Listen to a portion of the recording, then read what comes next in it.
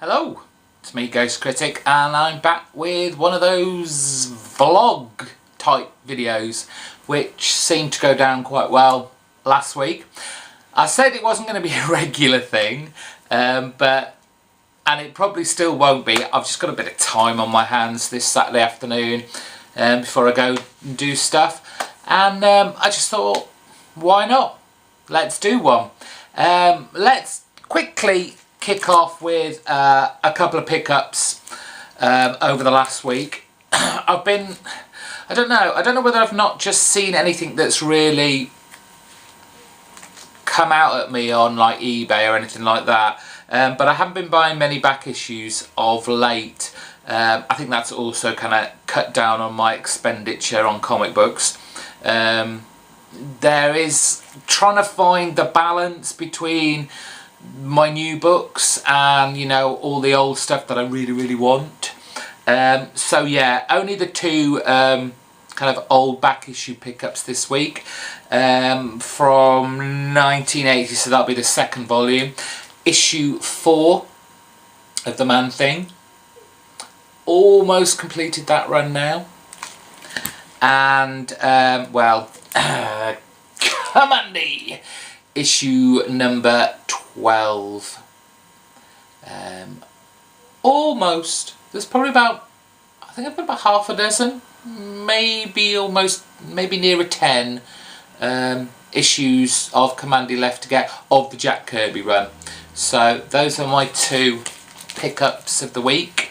Back issue wise, not a great deal to show there, I'm sorry. There were a few things that went on over the last couple of weeks that I kind of wanted to pick up on and just give my point of view on it. A couple of weeks ago, I don't think it was this week just gone, but the week before, Agent 42Q mentioned in his Wednesday Serial video about negative criticisms, negative reviews, and I guess a reluctance to say something bad about a comic book or a title you're currently reading. Now, I'd like to think, and I think that's been borne out over the last couple of weeks, that I am quite balanced in my reviews. If I don't like something, I'm going to say why, and I'm going to tell you. And again, it's my opinion. I could be saying something, you know, really terrible about one of your favourite books, but it's my opinion. That's not I think what it is on, especially on YouTube, and I've seen it myself on my own videos. While I don't really take much notice of people who thumb down my videos, I do see a trend that people will thumb videos down where I make negative comments about a title.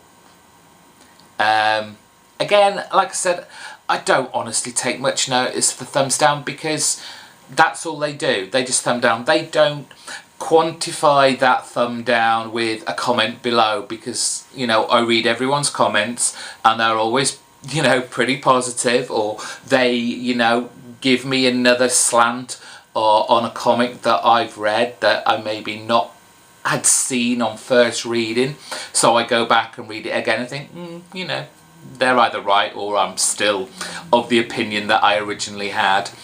And it is that kind of fine line where if you are bothered about things like thumbs up and thumbs down, as much as I love the thumbs up, I always say give it a thumbs up, but if you are really concerned about the thumbs down on your videos, it's difficult to say something negative about a comic book because you are going to annoy someone. That is going to be someone's favourite title, and if you say even the slightest thing bad about it, they will flare up and you will get a thumbs down regardless. So I think, especially on YouTube, giving a negative or a critical a negative criticism about a comic book is difficult for reviewers, but like I said, I will always give a fair and balanced and my own opinion review of the titles I get. So yeah, that was kind of my take on the whole giving negative or not glowing reviews about comics. News that's quite old now, I know, but I just thought I'd mention the whole DC knocking back 4 more titles, culling again, and introducing these issue zeros that are coming in September. If you're not already aware, fortunately I don't collect any of these titles, so it's no biggie for me, to be honest, but the new 4, well, the old 4 titles that they're now cancelling are Captain Atom, Justice League International, Resurrection Man and Voodoo. Clearly they must be the weakest selling titles in the DC range at the moment, otherwise why would you get rid of them?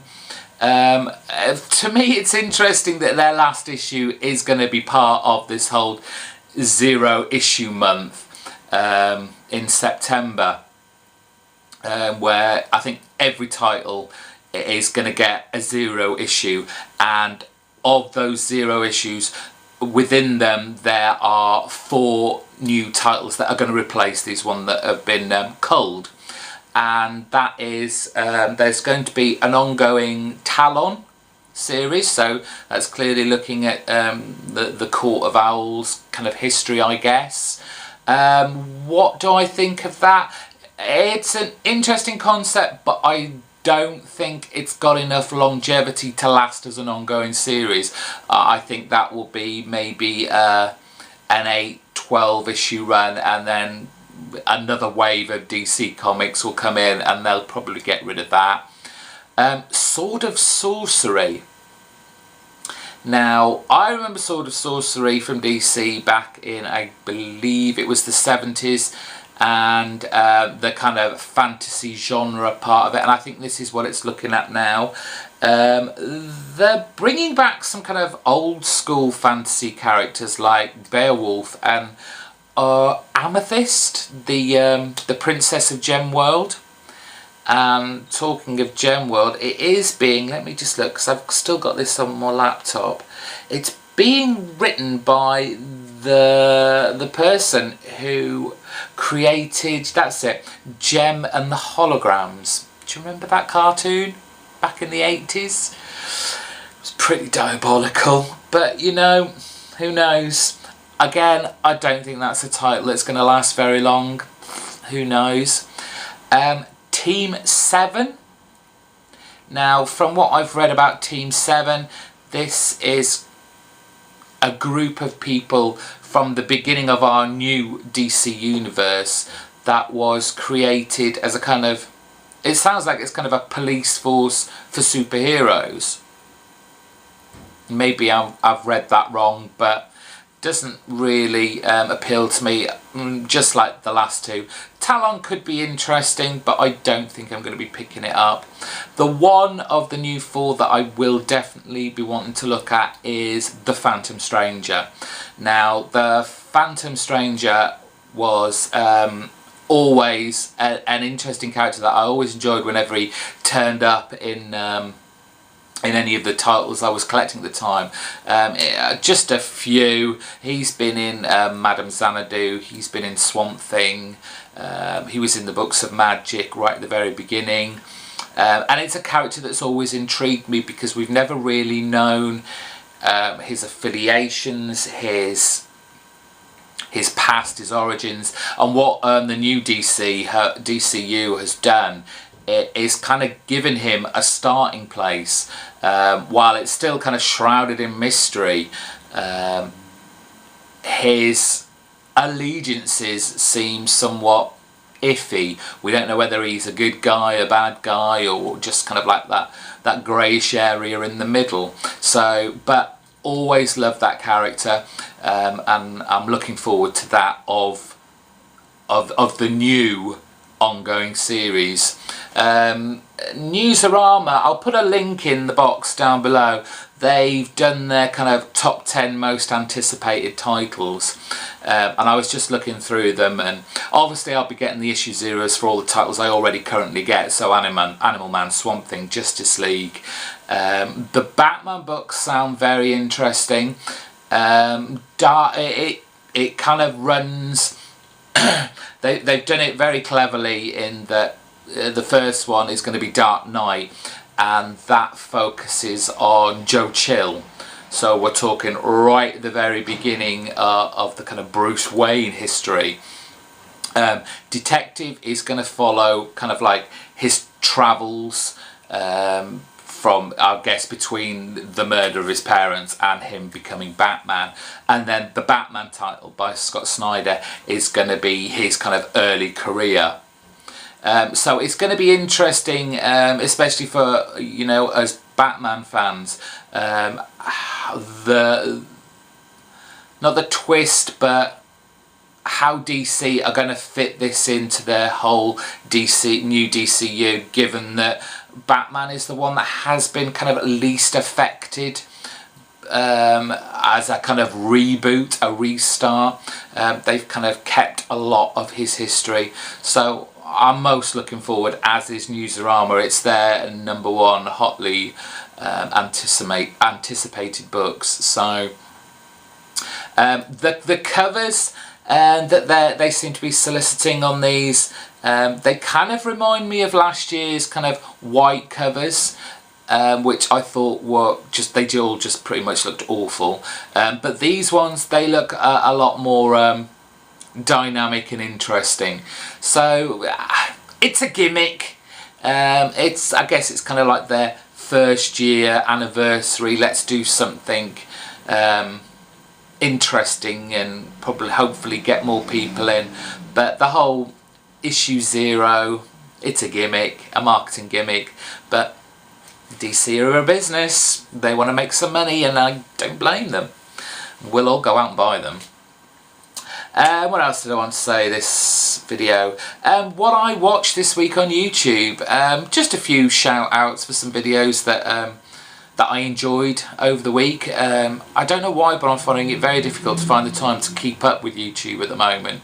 But of the videos I have watched and got round to seeing, Agent 42Q just recently did a kind of Doc Ock special in relation to this past Ends of the Earth storyline, and he gave me, you know, some interesting ways and ideas to look at this last story arc, which anyone who's been watching my reviews of that title know I haven't been impressed in the slightest with it. But he did bring up some interesting points, which, you know, I might take on board if I ever go back and read the arc again. But it's well worth a look at his video about Doc Ock and the choice of him as a villain for this story arc. The choice of female characters that go alongside Spider-Man. He does make a lot of very interesting and viable thoughts, and I'd appreciate you go and have a look. Over on Minutia Minute, old Beardo, he's just put up a review show of what he picked up this week, but he did a little twist on it. It was his best covers countdown of the week. So, you know, it might have been an excellent book inside, but the cover might have been incredibly weak, which is why it was so low in his kind of chart rundown. But very enjoyable reviews.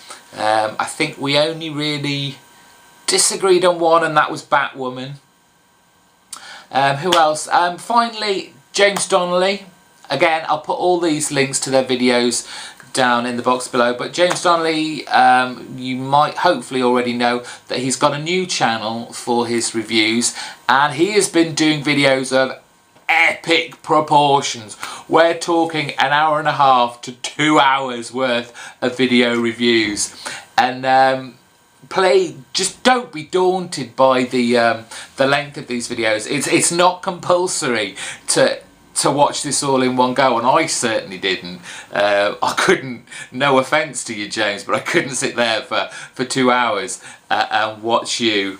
The guy makes is really interesting. He has a lot of interesting and intelligent commentary on what he picks up, and he's certainly well worth a view, so please go check his channel out and enjoy watching his videos. As for me, I just posted my reviews and I had a tie for pick of the week, so if you wanted to know what they were and you haven't watched it yet, go back to my last video. Middle of the week I put up another Ultimate Graphic Novels collection, which was Captain Britain, and I'm surprised so many of you in America can't get this book. I believe after reading the comments that it's collected in an omnibus edition of Captain Britain, but it's like mega expensive. I just wish I could afford to buy you all one of the Ultimate Graphic collection that I had. Let's see, there will be, obviously the next one is Avengers Forever, but this week I did pick up the next one. As I said, I'm like a collection behind, but Spider-Man Craven's Last Hunt came out. I have read it, and I've got some interesting things to say about that. But not bad things, but interesting. I will try, I should do sometime in the next few days, put up a long box history video, and that will be the letter T. Surprisingly, it's quite a short one, but get ready for the letter U. I'm scared. It's huge. It's the whole Ultimate Universe, so quite a lot to get through. I think that's about it, really. I can't think of anything else. Hope you're having a great weekend, and I guess I'll see you soon. Take care. Bye.